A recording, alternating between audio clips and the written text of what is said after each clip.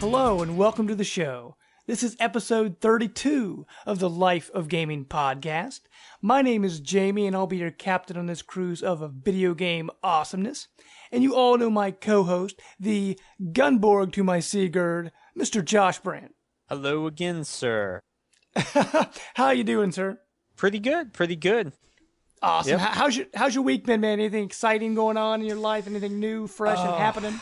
I guess I should say I made another team for Oregon Trail. Oh, wow. Okay. This time involving you, Matt, Bobby, and Rob. Wow. Since they've both been on 3 times, I had to put them on. I'll just say you died first again. Man. Disease. I know you would not be cut out for the zombie apocalypse. Thank you. Matt actually made it to the end with me. I was impressed. But wow. Then we had to get some power generators for the civilization we were going into. Okay. And he died, unfortunately, when we were trying to get the batteries. Well, actually, I was the only one that made it. Well, let's bring in my brother-in-law, the caca of our group, if you will. Caca! Matt. Caca. Is that how it goes? There you go. Perfect. All right. Perfect. Yes. How you doing, man? man? I'm doing great. I am proud that I made it all the way to the end of Oregon Trail. I mean, it's just us scrawny people. You know, we're used to getting by without eating. Right. You know, it works. Oh, yeah. You lived a valiant life, my friend. You had some radiation poisoning going on, but... Oh, you know. Yeah. That's part of the zombie apocalypse, you know. Well, exactly. Right. Well, you guys, just so our listeners know, as we talked about last week, we have a very special interview on this episode we have with Zoink Games. So on the show, we actually have Alex Dahlberg, the community manager, Andreas Beijer, the art director, and Emil Nilsson, the game designer. So they're actually on the show later on, and hopefully I pronounced their names right. If they're listening to this, they're probably laughing because I just totally butchered their names. But we actually have that here in the show here in a bit. But before we do that, we're going to kick it off with what we've been playing. So, Brant, what have you been up to? You said you were playing some Oregon Trail again? Well, yeah, definitely I start off with the Oregon Trail. Like I said, James, you just can't survive. Rob made it pretty far, but radiation poisoning got the best of him. And Bobby, I think there was something, he made a joke that made us all laugh and hurt ourselves. And wow. Yeah, somehow he died from... That sounds like Bobby. Shortly after that. Yeah, I was going to say, it almost sounds realistic. No. But other than that, yeah, I haven't really had much time to play. Gotcha. I did rent from the library Tearaway Unfolded. Oh, cool. Yeah. For the PS4. Yeah, so Media Molecule. I'm looking to dive into that pretty soon here. Cool. Now, for me, like, I said last week, I played Yoshi's Woolly World and reviewed that over at the work print. Make sure to check it out. But actually, I'm still playing that. Like, I'm just trying to 100% it. So I've been going back and getting all the sunflowers to unlock the special stages. And, dude, some of the special stages are so difficult. Oh, my gosh. But it's so good. It's just absolutely awesome. The other thing I've actually been playing, I just started playing it. This is actually something else I'm reviewing for at the work print. It's called Human Resource Machine. I don't know if either of you guys have heard of this game. It's on PC. It's on the Wii U. It's actually from the Tomorrow Corporation, which is the company that made World of Goo and then made Little Inferno. Yeah. So those really good games. Okay. And Brant, you probably have. I don't know if you played any of those because they've all been PC and Wii and like Wii U. World of Goo, I believe, was made into an iOS game, which okay. I have. I dived into it a little bit, yeah, and it was pretty good. And I mean, all their games are really cool because it's like a puzzle game, but they have like these undertones in it because like the one game was kind of like, I'm trying to remember what it was about. It was like, was it pollution? Wasn't one where you were throwing away pollution. stuff into a fire? It was, yeah, right. Yeah, because World of Goo is like about pollution and things like that. And then, Little Inferno, you're always burning stuff and you kind of lose track of the world around you. And like dude, they're just really good. If you haven't played those games, check them out. They're awesome. But Definitely. Oh, and also today on my way home from work, I picked up Halo 5. I haven't played it yet, but it is installed and is ready to roll. Man, I can't believe that's already out. I know, man. Dude, Yeah. we are hitting the crazy season because Halo 5, and then next month, on the 10th, from this recording, it is 11 days away. So, I mean, you might be listening to this. Oh my It might be tomorrow. gosh. It might already be out. Who knows? But in this point in time, 11 days till Fallout 4. And we also have man, Rise I of the can't Tomb Raider wait. same day, which is just that. It's going to be awesome. I love that article you posted, Brant, about the wife who wrote a huge blog or something like that about how she's enjoying her last precious few days with her husband before Fallout 4. Yes, I thought that was hilarious, man, because that's so true for so many people, which is sad. Oh my But- god, that's so funny. Oh man, I can't wait. But Matt, I know you just made a big purchase, but what have you been playing lately? Well, I actually, at the beginning of the week, I got my wife to play a little bit of Costume Quest with me. Oh, awesome! And she found it mildly entertaining for So it's about Costume 25 Quest minutes 2, or so right? before she got tired. Yeah. No, 1. I haven't Okay. started 2 yet. I told but- right now, dude. 2 is $5 on Xbox One right now.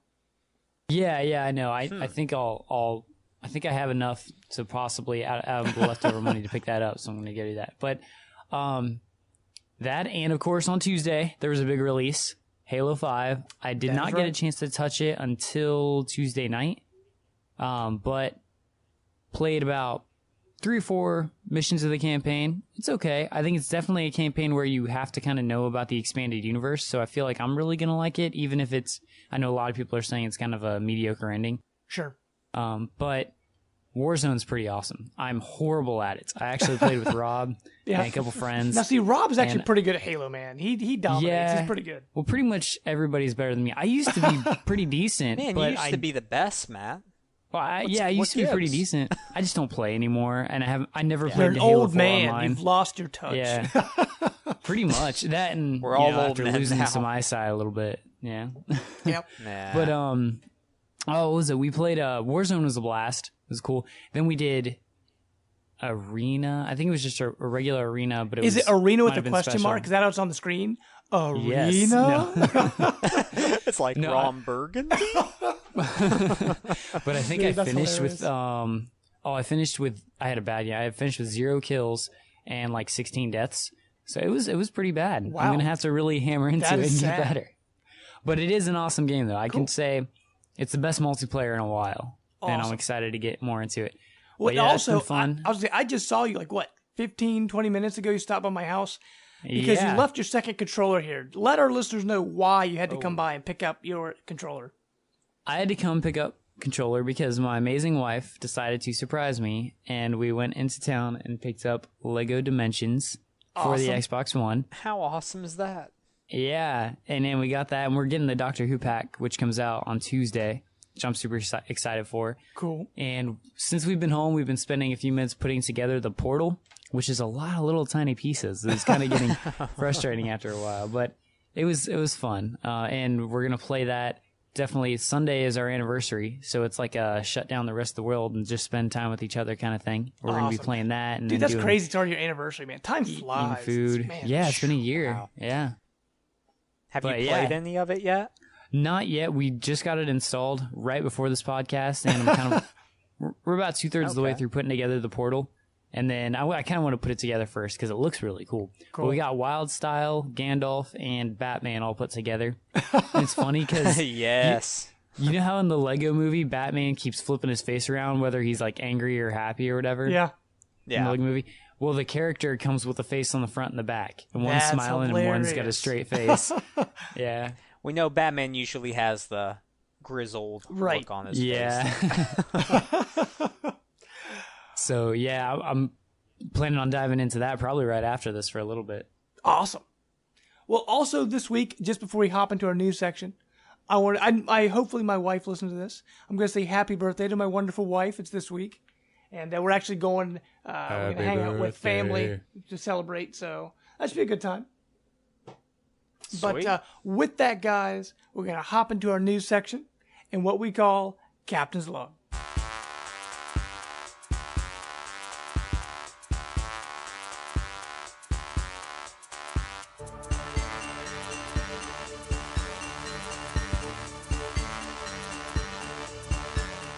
Okay, guys, it has been a very big news week this week. A lot of big things have happened.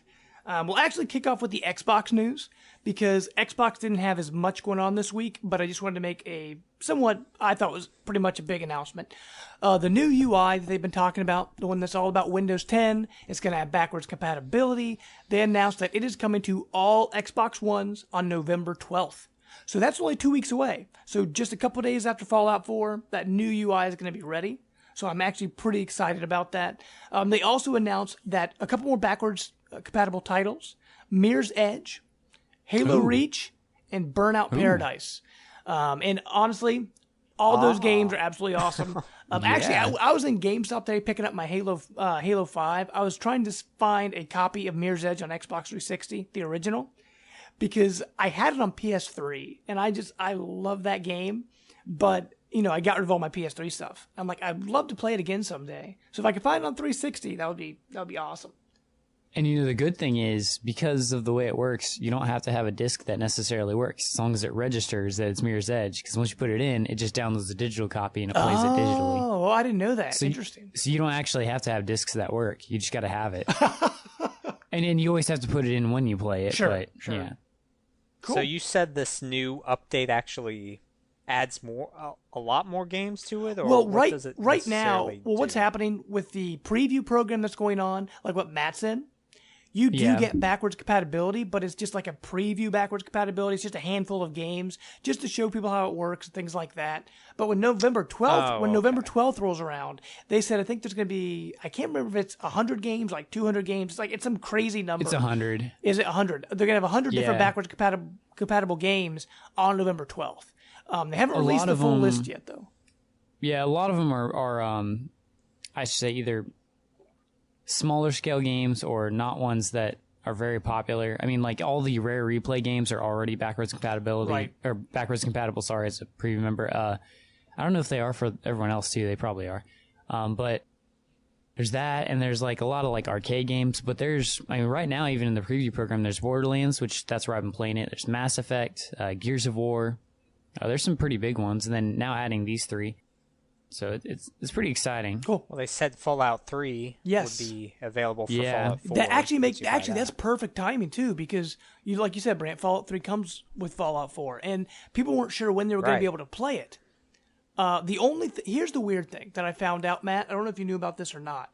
If you do not have an Xbox 360, to redeem codes, because you can't do it through the Xbox One, they said you either have to have an Xbox 360 console to redeem them, or you have to go to the Xbox website to redeem them. Or if you want to buy DLC for older games on 360, you have to do it through the website because there's no way for you to get to the 360 store. Oh, that makes sense. So I saw that, I'm like, oh man, because I was wondering how I was going to redeem some stuff. Wait, you mean redeem codes as in like you have a code for this game, or just like DLC for a game? Both. Because if like the Fallout 3 stuff is coming, you're getting a 360 download code. That's what you're getting. Yeah. And so the only way you're going to be able to redeem that is to go to the Xbox website or to have an Xbox 360 to pull it up on. And if you want to buy DLC, if you already have DLC, they said it automatically downloads because it already knows you own it. So like Mass Effect, if you already bought it, it's going to download. But like, let's say it downloaded all the packs for Borderlands for me, so I already have them all. Right. And so, but like, let's say I buy Mass Effect 1, but I don't get the Game of the Year edition that comes with all the DLC, and I want to buy the DLC for one of the games, I would have to go on the Xbox website, buy it there, and then it would download onto my Xbox One. Huh. I mean, it's kind of it's a weird workaround, but it's the only way they can do it. So you're saying if you never owned an Xbox 360 before, but then you buy an Xbox One, you can't, if you insert like Mass Effect, you wouldn't be able to play it unless you register? No, you would. It's just if you don't have the disc. Like if you don't actually own, if anything digital, if you want to do something digital, like a digital code or DLC, you have to do it through the website. So you couldn't just... Are they going to have those digital games that are backwards compatible just available to buy on their own? Well, I mean, they kind of are. That's how I actually did Borderlands. I never had it on the 360. I just got on the website and clicked buy Borderlands, and then 2 months later buy when it off came their out, online store. Right, that's where you have to buy it. Yeah. Yep. And then it'll pop up into your I know that screen at the far right on your media and games and apps and stuff, and it just pops up right there for you to download. So right, cool. So I mean, that's pretty like exciting. I said, I mean, that's huge. Like I said, I thought that was the biggest announcement from E3 actually from them. Yeah. I mean, yeah, it's the only way that they've been able to, sort of stay on PS4's heels, even though it hasn't really helped them overcome PS4 yet. Well, actually, speaking of big shows and big announcements, on our Sony news, one thing I know, Brent, you really want to talk about, Paris Games Week happened this week. And Sony actually showed off lot of stuff. There were a lot of big announcements. Brant, do you want me to hit some of the announcements, or do you just want to pick a couple of games to talk about? I can let you lead this part of the conversation if you wish. Go ahead and just read out some of the big name games that they announced. Sure. Well, one of the big games, I'm not a big Gran Turismo person, but they did announce Gran Turismo Sport, which is the next game in the series. They said it's a little more competitive this time. You kind of choose your favorite brand, your nation, and you choose those, and you race against other people around the world. So it's much more competitive this time. Also, it's going to have VR support. They showed off a lot of games with VR support this time, so that's pretty exciting. Yeah, and that was at the forefront. Right, and Gran Turismo was there. Actually, what we talked about last time, Until Dawn Rush of Blood, that rumor, that is real. That's coming to PlayStation VR. Ugh. They also said... I'll get into that. Right. They also said Tekken 7, which is kind of strange. That's coming to VR. It's rumored that No Man's Sky will be VR, but they didn't show that to be. At least they showed it off. It could be a VR launch title. Yeah, right. Because Really? No Man's Sky, they actually said is coming June 2016. So we don't have a date, but we have a month. So that's not too bad. Right. They showed off Wild, which is a new game from the creators of the new Rayman, like the new hand-drawn art style Rayman we've had for the last few years. And that one actually looked pretty interesting. You're kind of like this tribal guy in the wilderness. And he rode around on a bear to get around, which was interesting. But the crazy thing with Like this... you- Oh, sorry, go ahead, man. Yeah, I just say, like you were saying, he rode on the bear, and I think he was taking out like some type of cannibal tribe or something. Okay. It seems similar to like Far Cry 4, where you take out outposts, but you can do it. You inhabit animals, Right, So you kind of like... you could use the bunny, Right, you channel the eagles and the rabbits, and like you can actually control them. It's pretty cool. sneak in. Yeah, huh? it looked interesting. Yeah, And something else, and Brant... my voice just cracked really bad there. Hey, now you know what it's like to be me. Yeah. But now, Housemark, I know you like them a lot. They made Dead Nation and Resogun, yeah. and they showed off a very brief trailer for Matterfall. Now, is that one you're pretty excited for?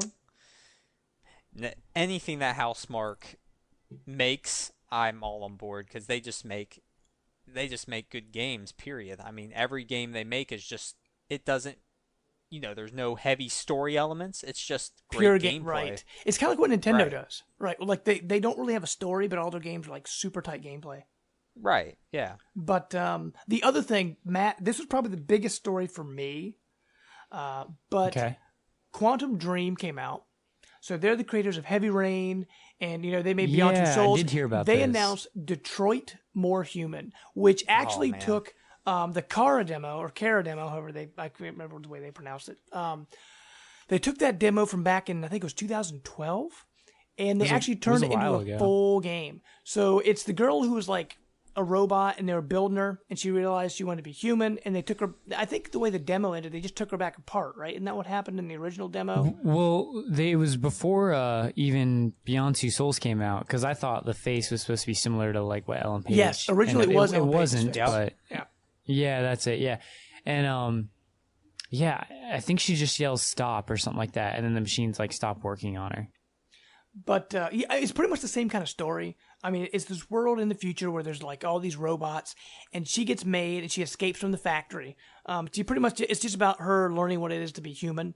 And it honestly, I mean, the trailer, it didn't show you too much of the game, but it looks absolutely gorgeous. And I mean, I loved Heavy Rain and Beyond Two Souls. And right now I've got 3 games on my list that make me want to own a PS4. Until Dawn. Until Dawn, this one, and then Horizon Zero Dawn. So those 3 games right now. Oh, dude, another one I totally forgot about. They showed off a trailer for Ratchet and Clank, which we've seen before, but my goodness, that game looks pretty. Man, that game looks like gorgeous. a Pixar Yeah, movie. honestly, Oh, man. we thought the PS3 one looked good. Dude, it's gorgeous. It's ridiculous. It looks Nice. so nice. So Matt, if you haven't done so, go watch the Ratchet and Clank trailer and go watch the. I've seen the movie Detroit trailer, which looks awesome. Movie trailer, I'm so pumped for that movie when it comes out, but I haven't seen the game one yet. Got it, Dude. Detroit. Oh, I was just gonna say, has me so excited because it. Have you guys ever seen Ex Machina? I actually have that on my Netflix queue. We haven't seen it yet, though. I really want to. I didn't know that was on Netflix. Yeah. Well, no, not digital. Oh, I yeah. have to get the disc. So we have DVD I see. and Okay. streaming. Okay, yeah, but awesome movie. It totally looks like it plays from that. I love the setting of Detroit. Huh. I love that they picked that city because, at its time, it was the innovators in the car space. Right. And then, how they've fallen out of grace a little bit. But it brings back the focus there, like, hey, we're making all these symbiote beings, Right. these robots here now, and it's sort of, coming back on. I like the story how it's, it seems like it's going to, like she's going to have more free will than the other robots and maybe lead some sort of revolution or something like that. Yeah. That's what I can picture it as. But, Quantic Dream. They had their highs with Heavy Rain and some lows with Beyond Two Souls. But I still enjoy Beyond Two Souls. Like, it had its rough it was spots, still but it was a really game. good game. They're very good. There's though. one thing. Yeah. We know there's one thing that's going to be in that game. All right. Jason. Jason. Oh, my gosh. Jason. With that, we're going to move on to our Nintendo news. This week, Nintendo had their investors meeting. So this is the first time their new president, Kimishima, was there to sort of address the public of what Nintendo's plans are for the future and, what they're doing currently. Right now, they said the Wii U has passed, it's passed the Dreamcast, so that people are pretty proud of that. It's actually at 10.79 million units sold. So that, not too bad. I mean, it's not great numbers, but if it passed the Dreamcast, now we can at least say it's not the worst selling system. Right. The 3DS lifetime sales right now is at 54.34 million. So it's actually doing really, really good. It's not like the DS, but I mean, 54 million units, I'd say that's pretty good. Snuff at. Yeah. They said operating income right now is at 419 million, and the net income profit right now is at 293 million. However, one thing though, Nintendo came out and introduced their new cell phone game. I don't know. Did you guys see this? No. Okay, what it is, it actually, the first bad news, they said it was going to come out before the end of the year, if you guys remember. Well, now they said it's going to come out in March. So they've actually delayed it a little bit. Man. This game, What's up with that? it's not really a game. It's kind of like a social network. It's called Miimoto. Miimoto. Miyamoto? Just Miimoto. And what it is, you have your Mii on it, and you bring your Mii on, and pretty much all they said is you interact like socially with people, and you learn new things about people. Like that's pretty much all they said it was. Which is Are you serious? Yes, it's a very odd thing for them to do. Like it doesn't make it's. Some people said it's kind of like Miiverse mixed with like a Tamagotchi, kind of. It's like one way I've heard people kind of talk about it. So it's a very, very odd choice for them to start with. It's going to be on iPhones and Android. But here's the thing. We all know that to us, we're just like, what were they thinking?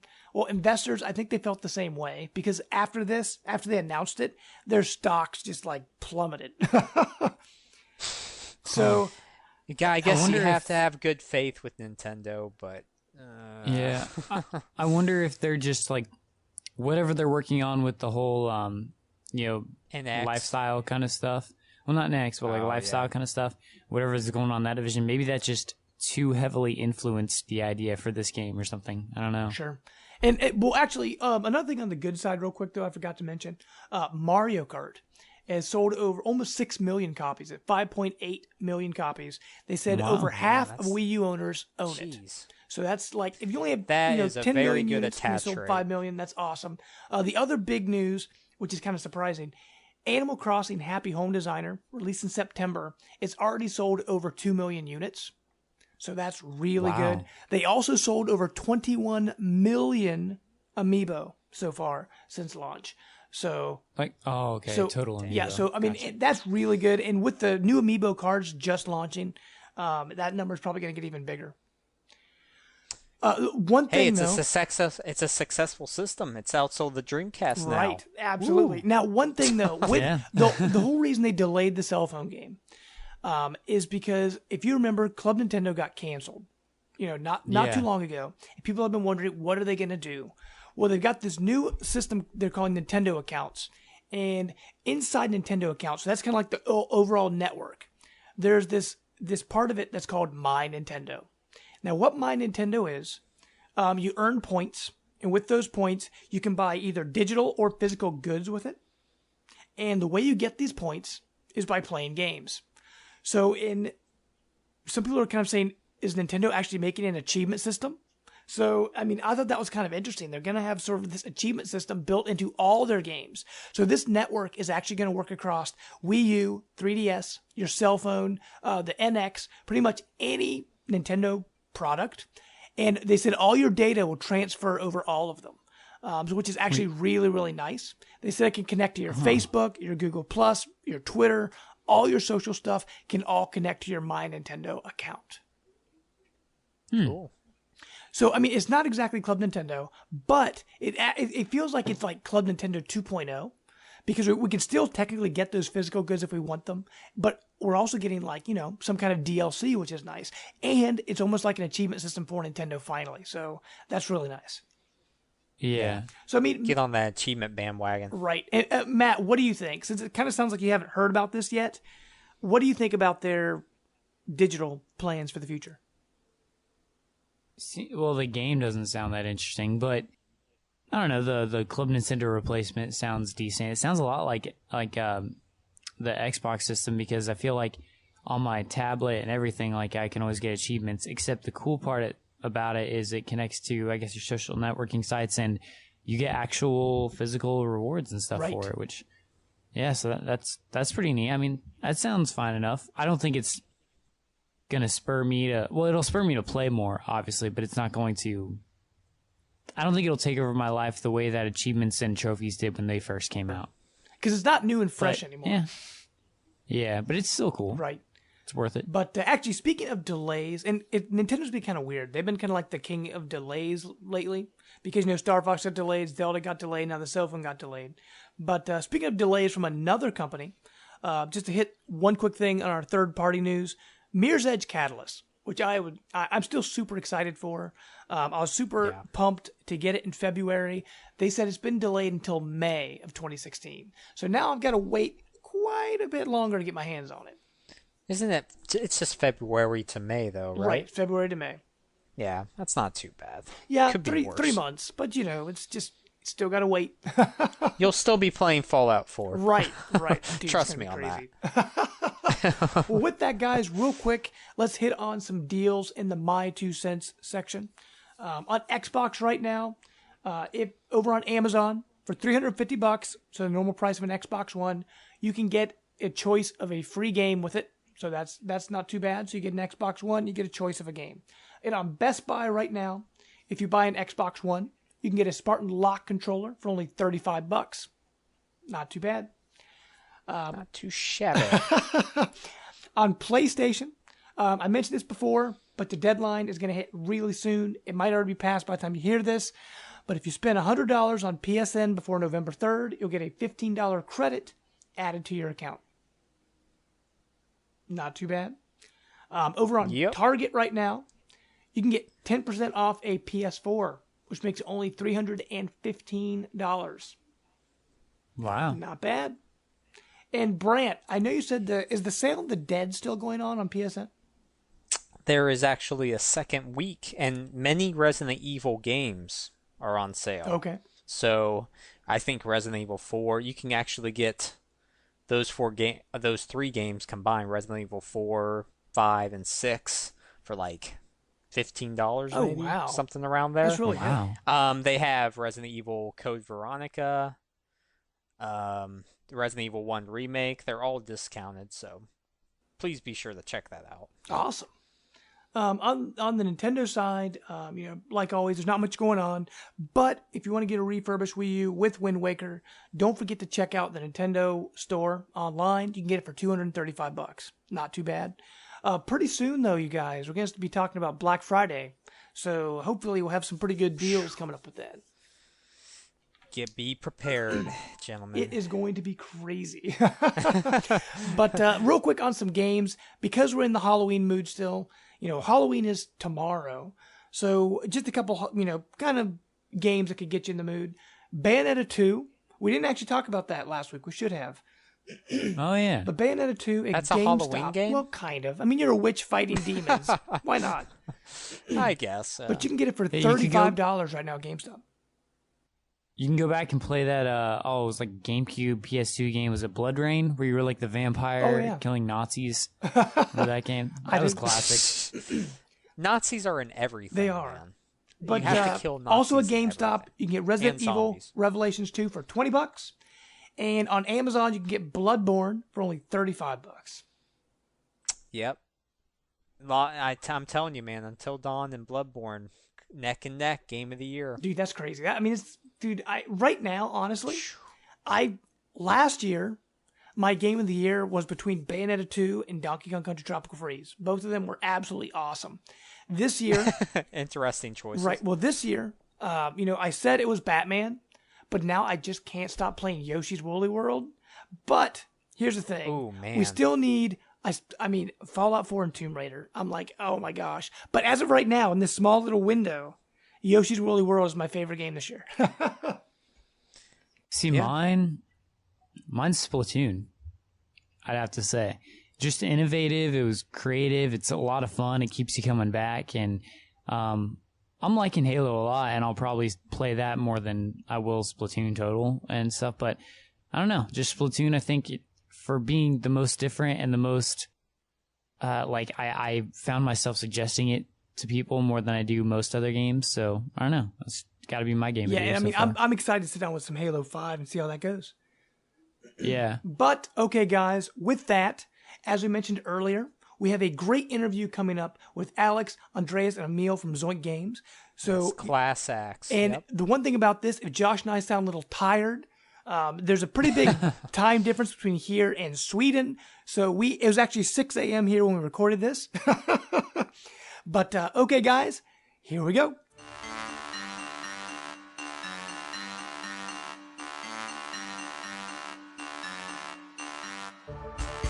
My name is Jamie, and I'll be your captain on this cruise of video game awesomeness. And you all know my co-host, the Gunborg to my Sigurd, Mr. Josh Brown. Hello, sir. How are you? I'm doing great. How about yourself? Oh, great. I actually went back to Zombie Vikings last night. It scratches that Castle Crashers it so well. My son loves it. Yep, it's good times. Awesome. Well, actually, speaking of Zombie Vikings, we have some very special guests with us today. We have Alex, Andreas, and Emil from Zoink Games. How are you doing, everyone? Hello. Hi. Hi. Hello. I would say good morning, but it's actually good afternoon for you. Oh, not really. It's lunchtime, maybe. Well, pretty close. Yeah. If Josh and I sound a little out of it, it's actually Groggy. pretty early here. Glazed over, if you will. Well, as you guys know, the reason we brought you on, this month we've been talking a lot about our favorite horror games and best games to play over Halloween. And we started the show, we talked about Resident Evil on the first week. We talked about Dead Space the week after that. And then last week we actually talked about more humorous, fun games to play if you don't like the scary stuff. We talked about Costume Quest and, things like that. But today we're going to be talking about zombies and Zombie Vikings. Yeah. Specifically. But actually, to get started, just to kind of stay on the whole horror theme, are there any certain, maybe horror games or horror movies that kind of get you in the mood this time of year? Do you have any favorites by any chance? Oh, who wants to start? I don't know. I don't really watch any horror movies, to be honest. so maybe Emil? Okay. No. Well, then, what? Oh, sorry. Go ahead. No. For me, I'm a big fan of the Return of the Living Dead movie because that's kind of a, I don't know. I like how quirky and weird that is for a zombie film. But right. Yes. Okay. Alex, what about you? Well, I'm a really big or huge geek for the whole Walking Dead franchise. I love the comics, I love the TV series, I love the games, the Telltale game. So oh yeah, of course, and then also of course the classic Nightmare Before Christmas. I don't know if it's like Christmas or Halloween, but it works either way. Right, my wife and I we try to watch it in between Christmas and Halloween because it kind of hits both holidays. Yeah. Perfect movie for both holidays. You said it right, James. That's right. Well, outside of the horror movies, what kind of got you into games? Because you're making games, so what really got you started with the love of video games that you have now? I guess Emil, let's start with you. Sure. I think for me it was probably like mainly actually like Age of Empires 2 because I got that when I was pretty young. That's a good game. Yeah, I like that, and after that it kind of moved on to like the Warcraft 3 that came after, because that had a really cool like map editor that I used to like. That was probably that got me really into like actually thinking about making games and playing all the weird like tower defenses and all of the wacky mods that people made. Got it. Okay, cool. Well, what about you, Andreas? I'm really, really old. The thing was, when I was a kid, all my friends had like cool computers that you could play video games on. But my dad had an old PC. All the other kids had Nintendos and Commodore 64s and things like that. So I had to sort of make my own games because there weren't many.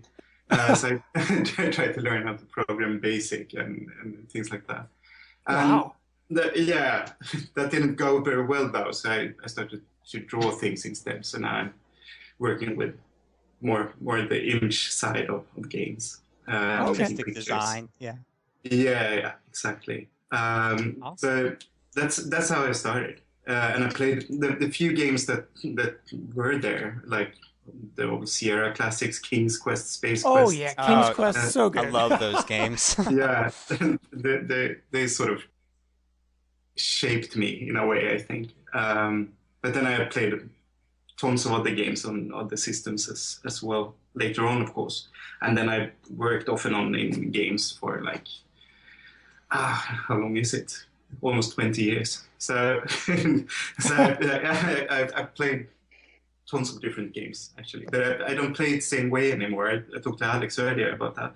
I tend to just look at somebody playing it and then just go, oh, okay, that was really interesting. And then I'm sort of satisfied with it. I just want to see how they came up with the idea and to see how the mechanics works and how the artwork looks and things like that. So you get a bit, I don't know the word, but so you kind of appreciate games for a different reason now.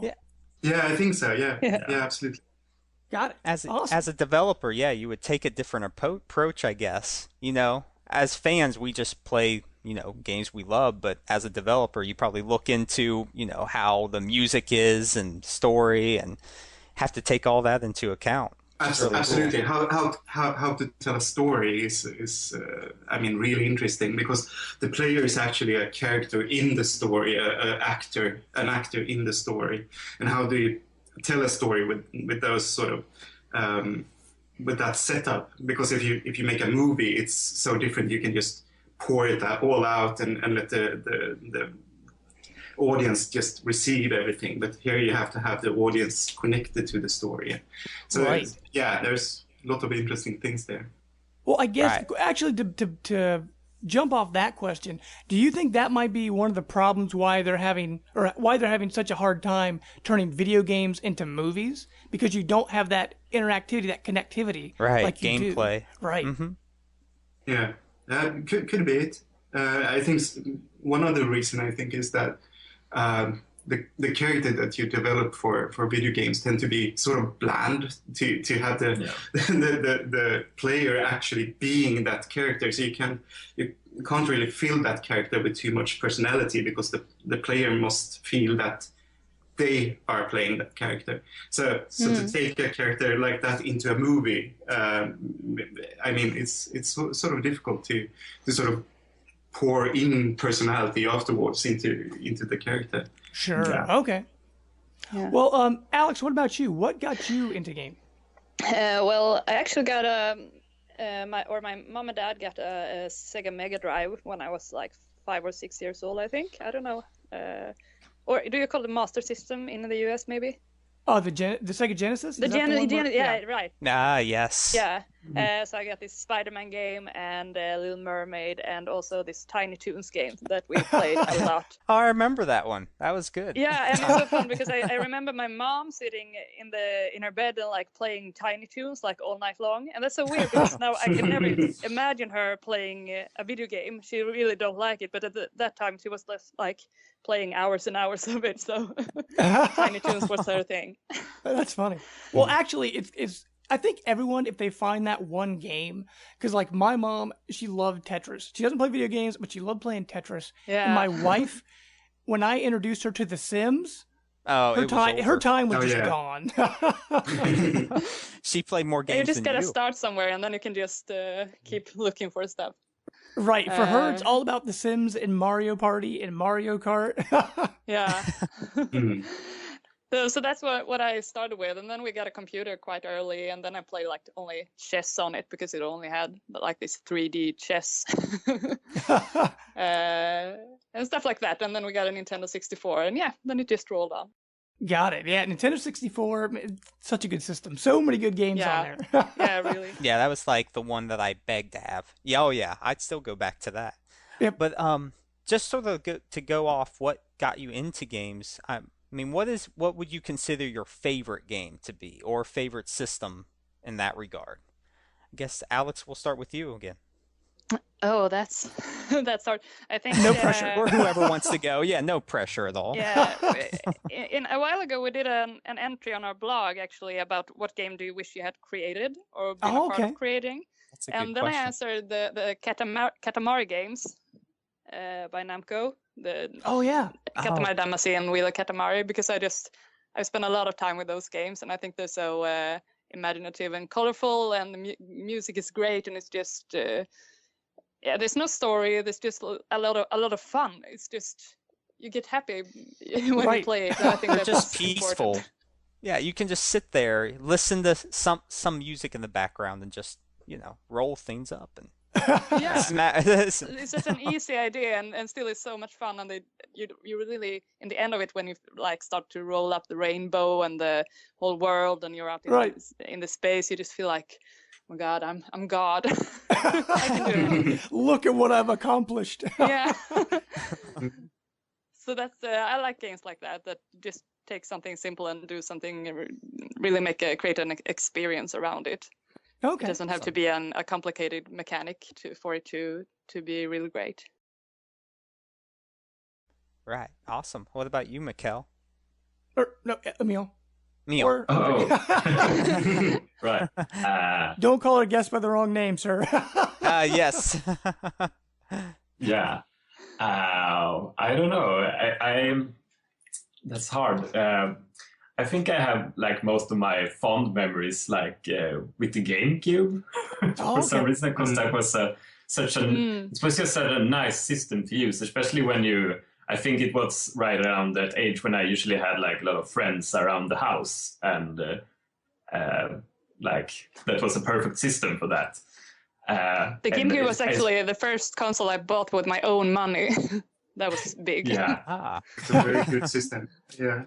Yeah, and I especially loved I was one of those weirdos who bought the co-op Zelda game, the Four Sword Adventures, and also bought the those wires that you had to plug in the Game Boy Advance for. Yeah, the link adapter, right? Yeah, which was basically just used for that game. But actually, to make you feel better, I had the Pac-Man game that came with it, where I had the cable to hook that up, where one person was Pac-Man and everyone else were the ghosts.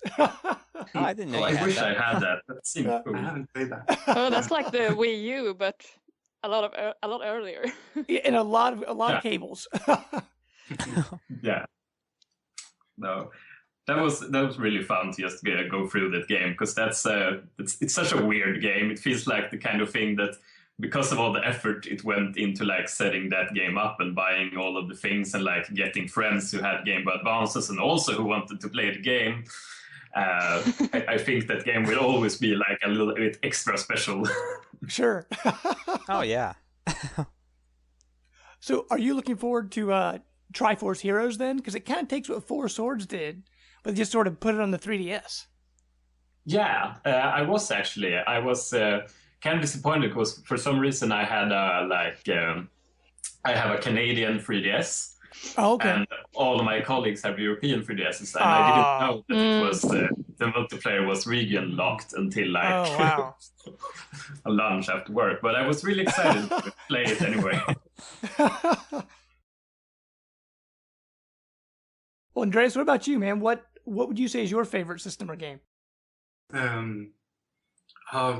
As I said earlier, I don't really play that many games anymore. Well. And to be honest, I mean, but if the games I talked about earlier, they're all adventure classics like Sierra games and LucasArts games and things like that. I'm really fond of those. And more gameplay oriented, also old games, but UFO, XCOM. I still consider that to be a good game. Yeah, a really good game. Newer games, I would say, I'm really fond of I think there's a Czech company, Amanita or something like that. They made Machinarium and what was that other game called? Botanicula? Botanicula. How do you even pronounce that? I'm not really sure. Botanicula or how it's pronounced, I'm not sure. But, I mean, they make really pretty games. But I don't play those more massive AAA titles that much anymore. I tend to look over the shoulder of somebody else playing it and just take it in, and so most of my favorite games are from when I was a kid, and before kids and things like that, when I had time to to sit down with something and immerse. Bring you back to that time, yeah. Yeah, exactly. Right. Exactly. Well, just to talk about Zoink games in general, you've had many different projects and games, and like Stick It to the Man, I can see a lot of King's Quest, old school kind of point and click adventure to that. Yeah. I mean, you a while back on the Wii, you had the Core Gang, which is kind of like a 3D platformer. Oh, yeah. Now you've had Zombie Vikings, which is like a side-scrolling beat-em-up. I mean, they're all kind of different gameplay-wise, but they're always, interesting worlds, really imaginative characters. What inspires you, I guess, with Zombie Vikings? What inspired you to make Zombie Vikings? Oh. I'm assuming it's many things. And Vikings, that's all you need. Zombies and Vikings. Yeah, exactly. It's self-explanatory. One reason was that we have talked for quite a long time about doing something more couch playing, because with Stick It to the Man, it was very much a single-player experience, and what we saw when we saw people play it, they played it in a group quite often. Like one held the control, and other people sat in the couch as well and just gave input and talked about it and that's how I played it actually. Watch a movie, yeah. Right. So somebody's doing all the jumping, but it was like in a way that everybody was playing it. So we talked about how can we take that sort of feeling and give everybody a controller. They have a controller each. So I think that was sort of the base for Zombie Vikings. And we wanted to do something more gameplay. We had talked about it, and it seemed like a good thing to do. I don't know. You can talk more about it. Yeah, I mean, it's partially borne out like how we felt after we made Stick It, and like we were like worried about like, oh, is there gameplay in this? Like there is some platforming and some stealth segments, but we don't know. Is that there was like a big worry about how that would be like. What's the word? Perceived by the audience. Yeah. And another thing there was that we didn't really know how well Stick It would be received by the audience. No. So we didn't really know if we made something that people would just don't care about or if they would like it. So. Well, honestly, that game from the first time I saw it, I was like, I have to play this game. Yeah, true. You too. Yeah. Oh, that's great. That's great. It was quite fun, actually. When I started as Zoink, it was not that long ago. I actually haven't played any of the games, but I got the job, and then I got this code for Stick to the Man, and I went home and downloaded this. And I was kind of nervous because I was like, what if I don't like the games to play? How am I going to work? What have I done? Then you lie. Right away when the first menu come up and this music and the style and everything, I felt like, I can relax now. I think I'm gonna like this. And I really did. So that was very, very nice. Awesome. Well, the game is hilarious. I'll say that first of all. The writing, I really enjoyed that aspect of it, especially when they get to the witch, and the whole art style is just it draws you in somehow. Why do you, with Stick It to the Man and with Zombie Vikings, they're both humorous, and why is that in your games? Do you think it hits a wider audience? That's a good question, really. It seems like it has just turned out that way. I'm not really sure. I mean, lighthearted tone, yeah. Yeah, One reason is that we don't really want to do any cynical games. We try to I want to make games that sort of that you feel good when you're playing it. So that's one reason, I guess. But then there's also sort of a gap in the market there. There isn't many people who have dared to make funny games since, except for the old LucasArts games and things like that. So it's exactly. So it seemed like there was a gap there that we wanted to sort of fill. And those are games that we really like. So we, want to try to do something like that. Awesome. Well, is it? I guess I want to add to that question. Is it hard to come up, because humor can be very? I guess it varies from every person what they find funny. So I mean, do you find it hard to make? Because every game you've made, I found absolutely hilarious. So it worked for me. Okay, that's good. But that's good. Do you find it hard to write funny material? Yeah. We actually have a lot of help there. We've been working with different writers. Yeah, exactly. So for Stick to the Man, we worked with Ryan North. He's written for Adventure Time. Yeah, that's the name for it. Yeah, love Adventure Time. So we did that, and then for Zombie Vikings, he didn't have the time to join the project, but he gave us a tip about Zach Weinersmith, who writes SMBC Comics, this Saturday morning breakfast serial. It's a really huge web comic. So we got him on board, and that was great as well. So we have this. Yeah. I know Klaus and Andreas write the main story and the ideas for the different scenes, and then they send it over to the writers who fill it up with a lot of jokes and fun stuff, and then just work back and forth with it until we're both happy. So it's great to have such funny people to help us. Yeah, we have been so lucky to be able to work with those writers, because they're really good. So that's good. But it's awesome.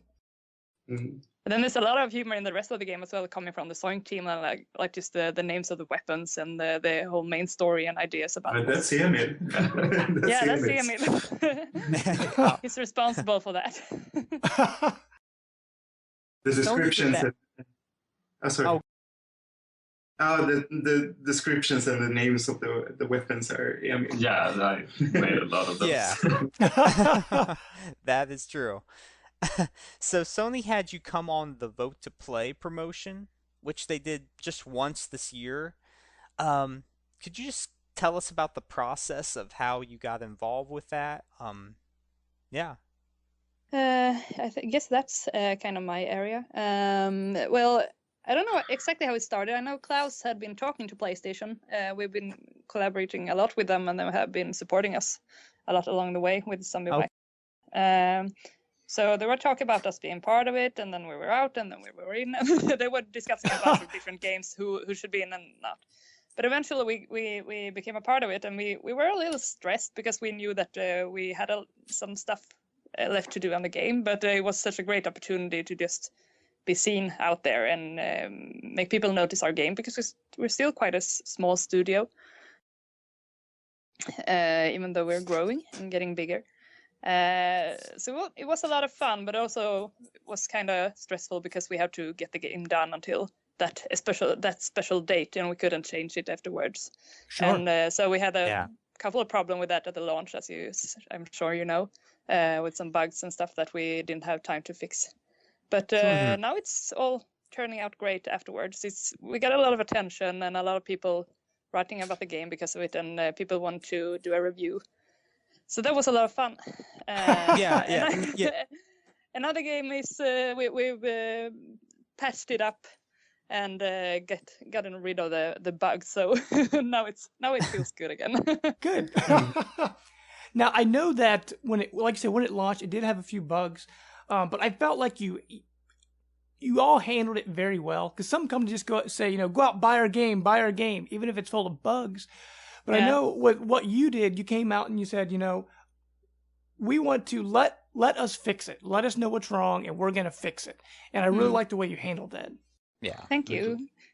Now it felt quite actually that we talked about it, the marketing and the devs and everything, and we just felt like why should we try to hide this? We know there's problems and people are gonna run into them. It's better that they know that we know about it and that we're working on it, and we really want it to be fixed. And we actually got a lot of help from the community, like they reported bugs and just gave us videos. This is what happened.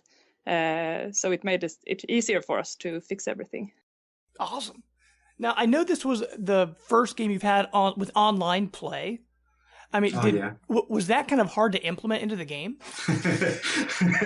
I'm assuming from the laughter, that's a yes. Yes, very much. It's a yes. Yeah, it's a yes. And I think we were a bit naive when it came to that. It was so much harder than we thought it could be, and it's sort of. That's the main reason why it was so buggy on release, because it created so many bugs when we implemented the online part. So that's the way I've come to understand it, at least. It was like most of the programmers were like stuck implementing the online stuff, so there were lots of other stuff that also needed to be fixed that just like had to become lower priority because we wanted the online. Got it. And with a game like Zombie Vikings being that, side-scrolling beat-em-up game, it is best to play with friends, to get as many people involved as possible. And I know for myself and for Josh and for a lot of people, you're married, like with Josh, you have kids, and it's just hard to get everyone together on the same couch at the same time. So having that online play, I think, really helps with it. Good. That's good. We still think it's the most fun, though, if you manage to get everyone in that couch. Right, because then you can kind of mock each other and make fun of each other. Best part. My son says, "Hey, look, I'm picking you up. I can throw you." I'm like, "Son, just Get the bad guys. Hit the bad guys. Actually, that's my favorite part of the game as well. To pick other players up and throw them. So my son actually says, "Stop picking me up, Dad," because I'm trying to fight the bad guys. You're always picking him up and say, "Get that guy over there." That's always so much fun. It's the same in like Rescue Rangers for the Super Nintendo. I think half of that game I spent picking people up. Rescue Rangers? Chip and Dale. Was that the original NES? Yeah, that was a good game. Yeah, it was NES even. Yeah. Yeah, we played that, James. We did. We played it all the time. Oh man, that was such a good. That was like the first really good couch co-op game in a real way. Great game. But from the bugs.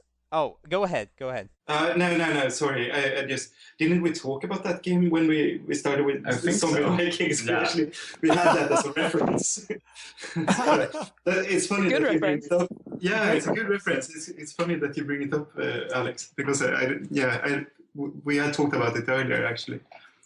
Okay, sorry. That's okay. No, that's great. I mean, it's good. It's awesome to see all these, other games you're drawing influence from. But just to go back to the bugs, is there anything you learned from that experience? Like, if for other games that you develop, to go into, like with the online play, do you feel like you'll be more ready? Yeah, I mean, hopefully. So, I mean, you never truly know. No, but I really hope that we have learned a lot from this experience because it was extremely humbling and it was tough mentally to go through that. So I really hope that we have learned a lot from it. Yeah, and I'm pretty sure that we have. So I think, I mean, the way we have done things is that we have tried to have a very creative and open way of making things that just throw things in there and see what happens and try to find what's funny about the game and try to emphasize that, and so it has been a process that sort of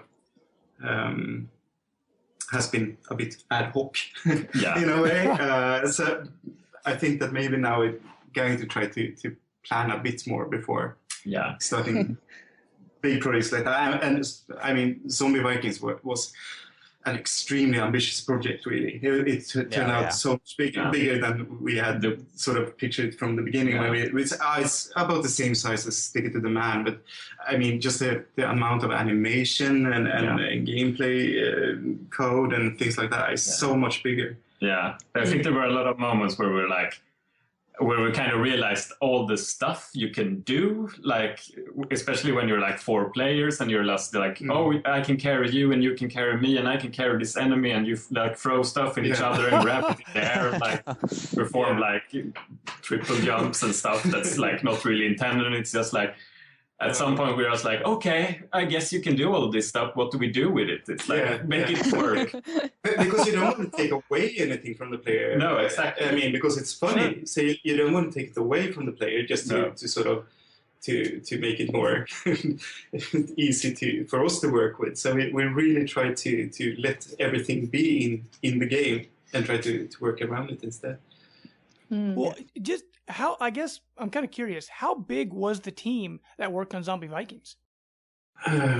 When it was, I don't know really. It went from like 5 persons in the beginning, perhaps, and then at the end we were like 20. Yeah, I think we're close to 20, like around 17 or something. 17, perhaps. The whole team was working on it in the end, right? Yeah, I think so, Yeah. Wow. And how long does it take to make, because I'm just kind of curious just from just being on the player side, how long did it take from, original concept to release to make Zombie Vikings? A year and a half. Yeah, a year and a half, pretty much. Yeah. Okay. But then you have bugs. Yeah. Right. Yeah, we're still working on it. Yeah, it's a little more than that, really. To be honest, and now we're working on the Steam version as well, so it's continuing. Yeah, but not with 17 persons, of course. So it's less people working on it now. So about a little more than a year and a half. Okay. Yeah.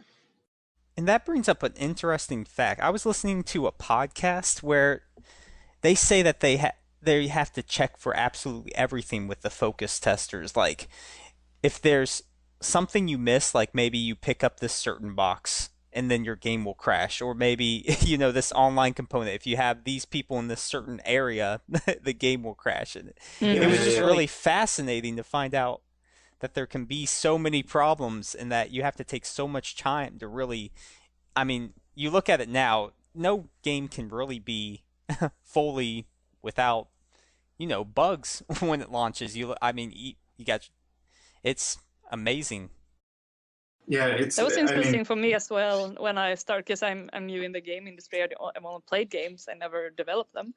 And just to hear someone like, yeah, okay, there's a bug if you go through this level without dying, yeah, with and this then certain you're 3 sword. people, and then you go back there, then there's a bug, and I'm like, how do you find that stuff? Exactly, yeah, it's pretty incredible.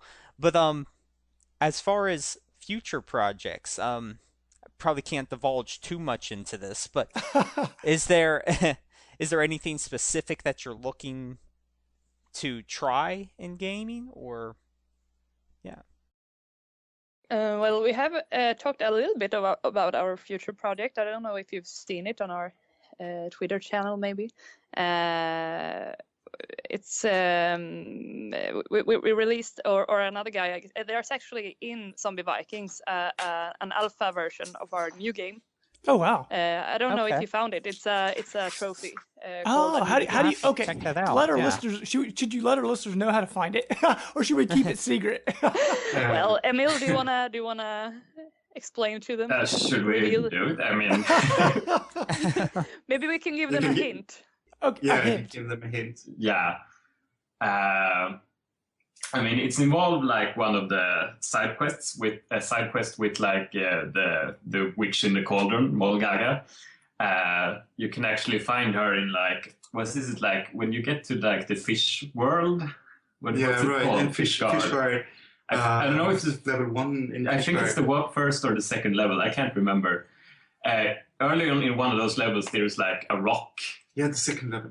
Yeah, the second level, which you can break to reach this side quest area. But to break the rock, you kind of need to have a special weapon that you get later. Oh, I'm gonna have to go back to that. There's a clue on the rock to what weapon you will need. But I can say it's called Fae. We've been talking about that already, so I can say that, and it's quite different. It's there's no talking, which is very different from Zombie Vikings and Stick It to the Man. No script, no more voice like acting. a Wall-E flair to it. Yeah, more of a Wall-E flair, and it's actually in 3D. Oh wow! So you should, if you search on YouTube, you might find it. Fair Game. It's FE. So it will be interesting. It's very different from the games we're doing now, and we're gonna talk more about it later. But we're very excited about it. Awesome. Great. Well, actually, to get back to Zombie Vikings real quick, you mentioned it's coming to Steam. Is it coming to any other platforms? Because for myself, I've got an Xbox One and a Wii U. So I'm hoping it's coming. You're missing out, James. We're doing the paperwork for the Xbox version right now, actually. Awesome. But I can't really say when it's gonna happen. Okay. We're still talking to Microsoft, and they take some time to respond. But yeah, it will come. I'm just not sure when, but it will be next year. Okay. Yeah. So no love for Nintendo and the Wii U? Yeah, we really want to release it to the Wii U. Okay. We're actually trying out right now how developing for it would be. We have a guy here trying to make some Vikings for Wii U, but we're gonna see how it works because it's a quite different system from the PS4 and the Xbox. You have to I'm not good at the technical stuff, but you have to make it smaller. Okay. And easier. Yeah. But we really want it to be available for the Wii U as well. Yeah, get that Wii U love out there. It's probably pretty hard, yeah. I just have one more question, and it's sort of off topic here a little bit, but you're all from Sweden. Have you heard of the band Blindside? The band? No. The band No, Blindside. I don't think so. Okay, just because they're like my absolute favorite band, and they're from Sweden. My wife actually loves them as well. Oh man, I had to throw that in there just because. Yeah. What genre is that? Is that like a? They're like it's kind of like a heavier rock, I guess. Heavier alternative, experimental. It depends on what kind of music you like listening to. Yeah, exactly. But yeah, I love it. I always look forward to them coming to the U.S., but yeah, they don't come to the U.S. very often. Yeah. Well, thank you for joining us today. Hopefully you've had a good time. Yeah, thank you for having us. Thank you. Thank you. Before we go, kind of let people know where they can find you, on Twitter and those kind of places. So we're on Twitter, Zoink Games, and Instagram as well, Facebook, always Zoink Games. We also have a Twitch channel, which we stream at sometimes, and there we are, Zoink Games Dev, because someone else has already taken Zoink Games. That always happens. Of course. Yeah, and we're also on Periscope. We're trying to do that from time to time, some live streaming there as well. Okay. So, follow us. Awesome. And I know very little about Periscope, so I have no idea what that is. It's a small live streaming app that we use in Twitter. So we just do some, not stream the game, just stream some everyday stuff from the office. Got it. So that's awesome. Fun. Cool. You should try it. Awesome. Well, thank you guys very much for coming on the show. Yes, thank you so much. And we really thank you for inviting us. No problem. And thank you. And just for for getting the schedules to work out. This is great. Yeah, that's good. Very nice. Well, hopefully you guys enjoy the rest of your day. Yeah, the same. You too. Awesome. Thank you. Yes, thanks, thank guys. you so much. Have a good day. Yeah, bye. You too. Bye. Bye.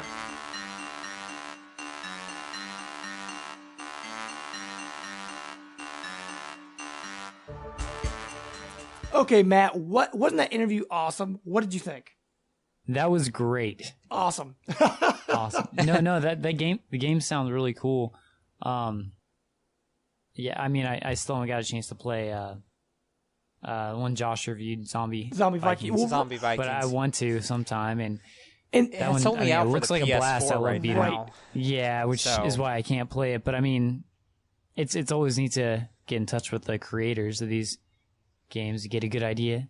Absolutely. I mean, it was. We are very thankful to them. I mean, thank you again, guys. It was great having you on the show. Oh yeah, I mean, that they would take the time to come on our little podcast is just so awesome. In little old Ohio, can't thank them USA. enough. And go out and please. It's, as you can read in my review or hear in my review, it's a great game. You can't go wrong. I mean, it's couch co-op. You can play online. Just support the developers and go buy it. Absolutely. I mean, you're not. Yeah, it's a great. And if you guys don't have a PS4 right now, they did mention it's coming to other consoles. But right now, you can also check out Stick It to the Man. If you haven't played that yet, the game is absolutely hilarious. It's on pretty much everything under the sun. I actually have my copy on Wii U, but I know it's also on Xbox One. I think it's also on PS4, isn't it, Brant? Right. Yeah. So if you can't PS3, get Zombie Vikings, check out Stick It to the Man. Very good game. Definitely. But with that, guys, we hope you've enjoyed our show this week. It's been a great time making it. And you know where you can find us. Woo-hoo. Life of Gaming Podcast. Find us on Facebook, on Twitter, at Life of Gaming Pod. You can find me on Twitter at JamesPlus12. And make sure to rate us on iTunes. We're also on SoundCloud and the Microsoft MP3 store and our YouTube channel. Don't forget to check out our YouTube channel. And our brand new website, lifeofgaming.net.